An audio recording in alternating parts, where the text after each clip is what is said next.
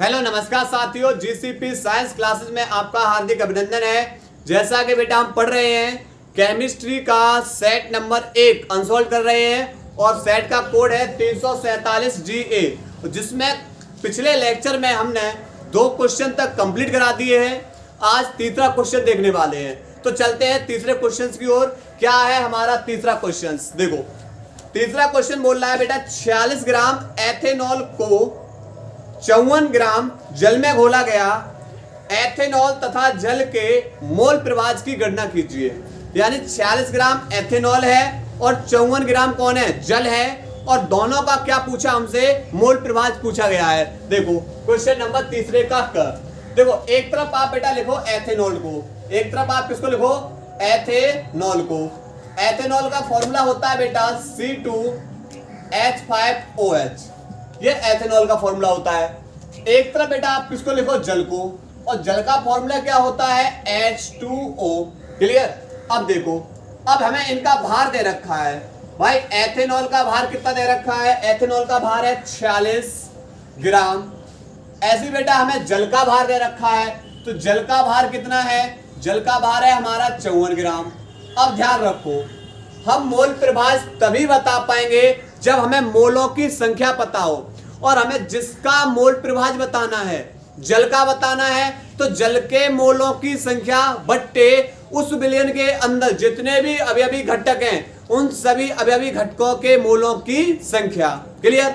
तो ध्यान रखना बेटा, हमें मोल प्रवाह अगर निकालना होता है, किसी का बेटा मोल प्रवाह निकालना है, तो उसके मोलों की संख्या बट्टे विलयन के अंदर उपस्थित कुल मोलों की संख्या। क्लियर? देखो, अब यहां से बेटा अब मोल हम निकालेंगे कैसे? अगर हमें भार दे रखा है, भार दे रखा है, तो बेटा हम उसका अड़भार ज्ञात करके हम बेटा उसमें मोल लगा सकते हैं कि मोल बराबर होता है भार बट्टे अड़भार। देखो, अब मुझे क्या निकालना है बेटा? इसका अड़भार। मोल निकालने के लिए मुझे चाहिए अड़भार। अब अड़भार कैसे? देखो, एक कार्बन का होता है 12, एक हाइड्रोजन का होता है 1, ऑक्सीजन का 16, नाइट्रोजन का 14, उसके बाद सोडियम का 23, उसके बाद यहाँ पर पोटेशियम का 39, क्लोरीन का 35.5, उसके बाद बेटा यहाँ पर सल्फर 32। बस बेटा इतने ही से बेटा लगभग में बेटा काम हो जाता हमारा। क्लियर? इतने सब बेटा बस इतने ही तैयार कर लो आप लोग बेटा। इनसे ही लगभग बेटा हम अड़वार बेटा ज्यादा से ज्यादा फॉर्मूला इन्हीं तत्वों के बन जाते हैं। ठीक, अब देखो अड़वार, एक कार्बन का बेटा 12 होता है, पर ऐसे C कितने? 2, तो 2 से गुणा, प्लस एक H का बेटा 1 होता है, पर ऐसे 5 और 1 6 है, प्लस एक ऑक्सीजन का बेटा 16। तो देखो 12 दूनी 24, प्लस 6 एकम 6, प्लस 16, 24 6 30 और 16 बेटा कितने हो जाएंगे? 46। यानी इसका अड़भार बेटा कितना निकला है? 46। ऐसे अब इसका देखो जल का अड़भार, जल का अड़भार देखो, एक हाइड्रोजन का 1 पर बेटा हाइड्रोजन है 2, 2 से गुणा कर दो, प्लस एक ऑक्सीजन का 16, तो 2 एकम 2 और 16 बेटा कितना निकलेगा? 18। क्लियर? अब देखो भार भी पता, अड़भार भी पता, तो हम निकाल लेंगे मोल। इसके मोलों को बेटा हम मानेंगे Na से लिख ले रहे हैं, और इसके मोलों को हम लिख ले रहे हैं बेटा Nb से। किससे लिख ले रहे हैं? Nb से। देखो, मोल बराबर होता है भार बट्टे अड़भार। मोल बराबर होगा भार बट्टे अड़भार। क्लियर? अब देखो भार बेटा कितना है? 54 बट्टे अड़भार बेटा 18, 18 तिया 54, यानी Nb बराबर बेटा कितना निकला? 3। Nb बराबर कितना निकलेगा? 3। ऐसे यहां पर देखेंगे भार बेटा कितना है? भार 46 बट्टे अड़भार कितना है? 46 बेटा, यानी Na बराबर कितना निकलेगा? Na बराबर 1। क्लियर? अब मुझे बेटा जिसका मोल प्रवाह निकालना है, उसके मोलों की संख्या बट्टे विलयन में उपस्थित कुल मोलों की संख्या।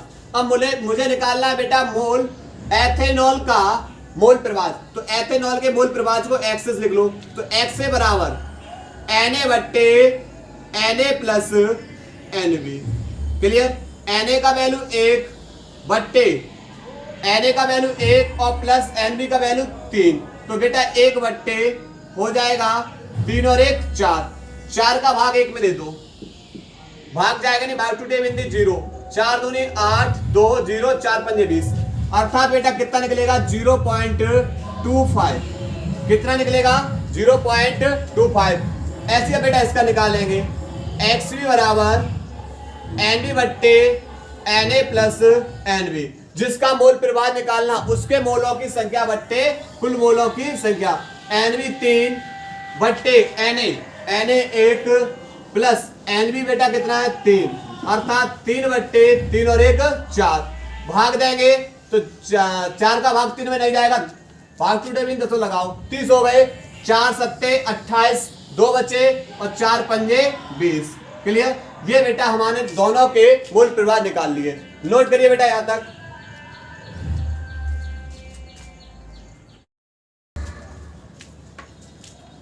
इसके बाद बेटा सवाल नंबर तीसरे का ख। तीसरे का ख है 1.325 ग्राम निर्जल सोडियम कार्बोनेट को जल में घोलकर 250 ml विलयन बनाया गया।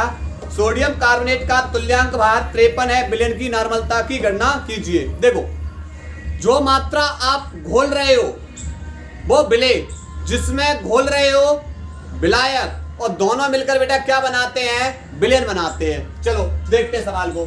सवाल बोल रहा है बेटा कि 1.325 ग्राम ये सोडियम कार्बोनेट है, और सोडियम कार्बोनेट है और को जल में घोल रहे हैं, मतलब ये विलेय हो गया, जल हमारा विलायक हो गया।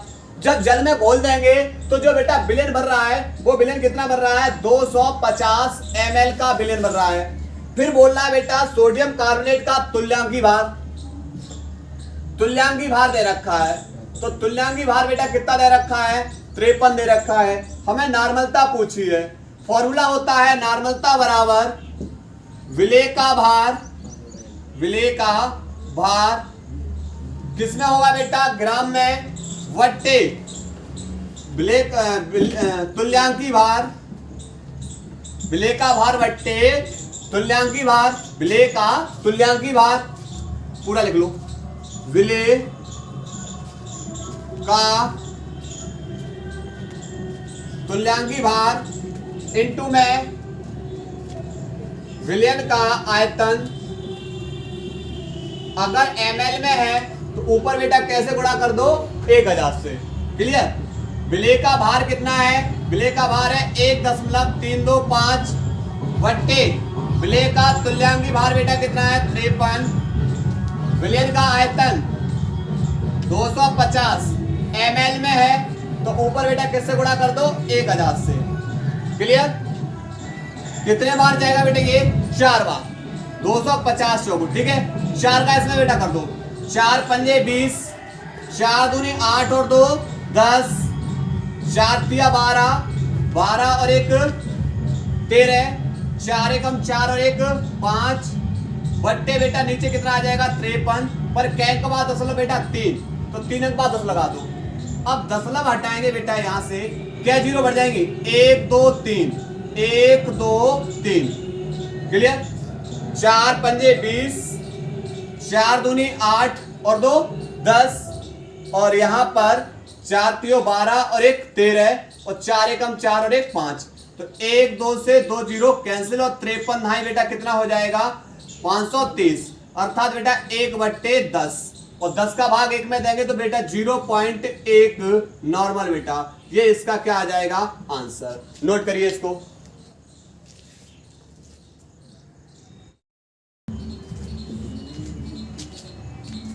इसके बाद बेटा क्वेश्चन नंबर तीसरे का ग है, फिनॉल के महत्वपूर्ण अनुप्रयोग बताइए। देखो, फिनॉल का महत्वपूर्ण अनुप्रयोग जैसे औषधियों में, अब औषधियां कौन सी है, जैसे एस्प्रिन है, एस्प्रिन के अलावा हमारी सैलिसिलिक अम्ल है, उसके बाद सैलोल आदि औषधियां बेटा। उसके बाद जो पिक्रिक अम्ल, पिक्रिक अम्ल बेटा हमारा कैसा होता है, विस्फोटक पदार्थ। पिक्रिक अम्ल बनाने में उसके बाद जो कीटाणुनाशक के रूप में किया जाता है। क्लियर। तो ये किसके अनुप्रयोग हैं, ये हमारे अनुप्रयोग हैं फिनॉल के, ठीक है। कौन सा है, फिनॉल का उपयोग सैलिसिलिक अम्ल, एस्प्रिन एवं सैलोल आज जैसी औषधियों में। दूसरा इसका है बेटा कीटाणुनाशक के रूप में, और तीसरा बेटा पिक्रिक अम्ल और बेकेलाइट आदि के निर्माण में, ठीक है। उसके बाद अगला क्वेश्चन बेटा है, हमारे शरीर में हार्मोन्स की क्या भूमिका है। हमारे शरीर में बेटा हार्मोन्स की भूमिका, पहला लैंगिक कार्य में, जनन में, उसके बाद हमारे शरीर में क्या करने में, वृद्धि करने में, उसके बाद उपापचय में, ये बेटा किसके कार्य होते हैं, ये सब के सब बेटा हार्मोन्स की भूमिका होती है हमारे शरीर के अंदर।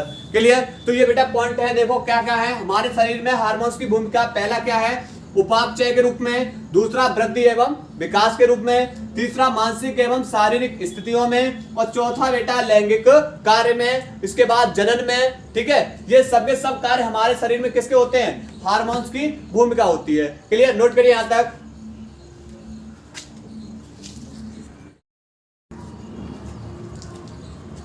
इसके बाद बेटा क्वेश्चन नंबर 4।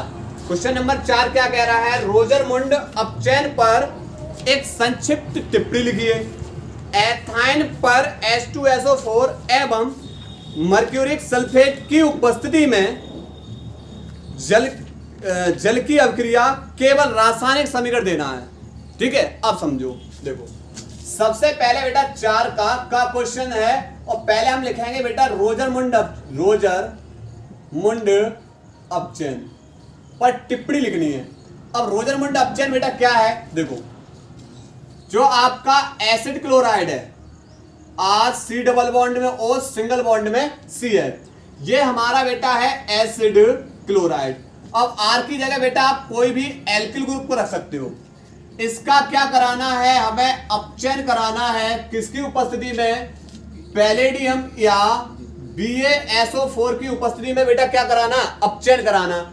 तो अपचयन कराएंगे बेटा हम इसका एक बॉन्ड तोड़ेंगे। जब एक बॉन्ड तोड़ेंगे तो एक क्लोरीन का बॉन्ड मुक्त होगा, एक हाइड्रोजन का बॉन्ड मुक्त होगा। और हम बेटा अपचयन करा रहे हैं, जितने बॉन्ड को आप मुक्त करोगे उतनी बेटा H को बेटा उन बॉन्ड पे जाके जोड़ना। एक बॉन्ड इसका मुक्त होगा मतलब बेटा एक H इसके पास चली जाएगी। एक बॉन्ड बेटा कार्बन का मुक्त होगा मतलब एक बॉन्ड बेटा एक H किसके पास चली जाएगी, इस कार्बन के पास। टोटल H कितनी चाहिए हमें, 2। तो यहां से बेटा HCl बाहर हो जाएगा, plus R C double bond में O सिंगल बॉन्ड में H, और ये हमारा क्या बनेगा बेटा, ये हमारा बनेगा एल्डिहाइड। क्या बनेगा, एल्डिहाइड। तो बेटा इसमें लिखेंगे एसिड क्लोराइड, एसिड मतलब अम्ल क्लोराइड का PD BaSO4 की उपस्थिति में अपचयन कराने पर क्या होता है बेटा, अपचयन कराने पर एल्डिहाइड का निर्माण होता है। यह अभिक्रिया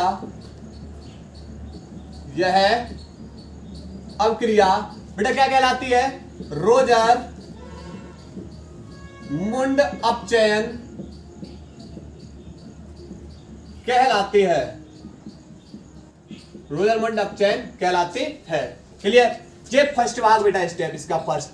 सेकंड में पूछा बेटा हमें एथाइन मतलब CH ट्रिपल बॉन्ड CH, ये एथाइन, और एथाइन की बेटा क्रिया क्या करवाई है हमसे, एथाइन की क्रिया करवाई है बेटा एथाइन पर H2SO4, किस पे बेटा, H2SO4,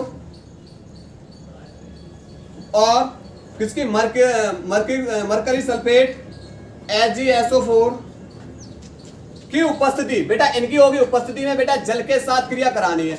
जल का फॉर्मूला बेटा लिख रहे हैं हम HOH, जल का फॉर्मूला क्या लिख रहे हैं, HOH। अब बेटा जब बॉन्ड तोड़ोगे तो हाइड्रोजन और ऑक्सीजन के बीच से तोड़ दो, H पे प्लस और OH पे माइनस, एक बॉन्ड बेटा आप यहां से तोड़ दो, तभी आप बेटा इस पर बेटा समूह को जोड़ पाओगे। अब बेटा दोनों के दोनों ये कार्बन परमाणु है, जब आप एक बॉन्ड तोड़ोगे तो किसी भी एक कार्बन परमाणु पे प्लस आ जाएगा और किसी भी एक कार्बन परमाणु पे माइनस आ जाएगा।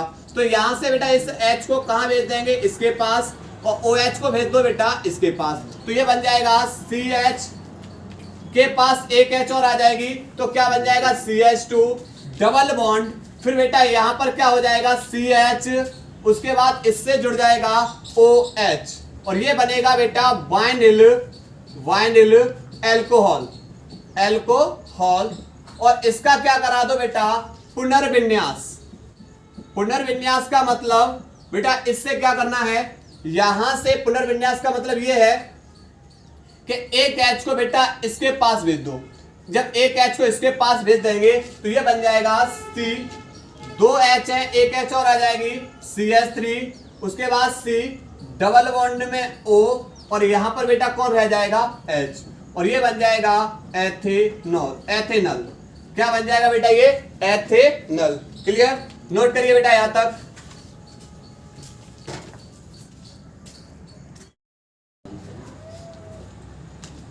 इसके बाद बेटा क्वेश्चन नंबर 4, और क्वेश्चन नंबर 4 बोल रहा है हमारा, क्या बोल रहा है कि अभिक्रिया की आणविकता तथा कोटि में अंतर का उल्लेख कीजिए। अभिक्रिया H2 प्लस Cl2 तीर के बाद 2HCl शून्य कोटि की अभिक्रिया है। इस अभिक्रिया का वेग समीकरण लिखिए। देखो अब करना क्या है, सबसे पहले समझते हैं। देखो अभिक्रिया की कोटि एवं आणविकता में अंतर। पहला पॉइंट क्या है कि अभिक्रिया की कोटि कैसा है बेटा, एक प्रैक्टिकल मान है, एक प्रायोगिक मान है, जबकि आणविकता कैसी है, एक सैद्धांतिक यानी सिद्ध किया हुआ मान है। दूसरा, हम बेटा शून्य कोटि अभिक्रिया पढ़ते हैं, प्रथम कोटि की अभिक्रिया पढ़ते हैं, यानी अभिक्रिया की कोटि शून्य, भिन्नात्मक और कैसी हो सकती है बेटा, पूर्णांक भी हो सकती है। लेकिन आणविकता, अगर आपने बेटा जैसे अणु लिए H2 प्लस Cl2 और तीर के बाद 2HCl, अगर आपने बेटा 0 से गुणा कर दिया तो बेटा अणु बेटा यहाँ पर 0 माना जाएगा, तो यहाँ पर अभिक्रिया पूर्ण होगी नहीं। क्लियर, अर्थात इसका मतलब आणविकता कभी भी बेटा न तो शून्य हो सकती है ना ही भिन्नात्मक हो सकती है। जैसे 2.34 2.34 या बेटा चौथाई तिहाई, मतलब इस तरीके से नहीं हो सकती है, हमेशा होगी बेटा केवल एक प्राकृतिक संख्या होती है। उसके बाद अभिक्रिया की कोटि किस पे, प्राथमिक एवं जटिल अभिक्रियाओं पर लागू होगी, पर यह जटिल अभिक्रिया आणविकता जटिल अभिक्रियाओं पर लागू नहीं होती है। किस पर लागू होती है, केवल अभिक्रिया की प्राथमिक अभिक्रियाओं पर लागू होगी। क्लियर, उसके बाद जो अभिक्रिया की कोटि है वह अभिकारक अणुओं का वेग, अभिक्रिया के वेग और अभिकारक अणुओं की सांद्रता के मध्य संबंध बताती है। जबकि आणविकता क्या है, अभिक्रिया में भाग लेने वाले अणुओं की संख्या को दर्शाती है, भाग लेने वाले अणुओं की संख्या को दर्शाएगी। क्लियर, तो यहाँ पर पॉइंट ध्यान रखने बेटा ये वाले। क्लियर, इस तरीके से। उसके बाद बेटा क्या है, अभिक्रिया का शून्य कोटि अभिक्रिया का वेग पूछा है, तो अभिक्रिया का वेग समानुपाती हो जाएगा बेटा H2 और Cl2 के। इसकी भी कोट शून्य होगी और इसकी भी कोट कैसी हो जाएगी बेटा, शून्य हो जाएगी। क्लियर, तो ये बेटा इसका सेकंड स्टेप और ये इसका कैसा है, पहला स्टेप। ठीक है, तो शून्य कोटि की अभिक्रिया का जो वेग समानुपाती H2 और Cl2, इसकी बेटा कोटि बेटा शून्य कोटि अभिक्रिया है, इसकी भी कोटि बेटा शून्य हो जाएगी और इसकी भी कोटि कैसी हो जाएगी, शून्य। क्लियर, नोट करिए यहां तक बेटा ये।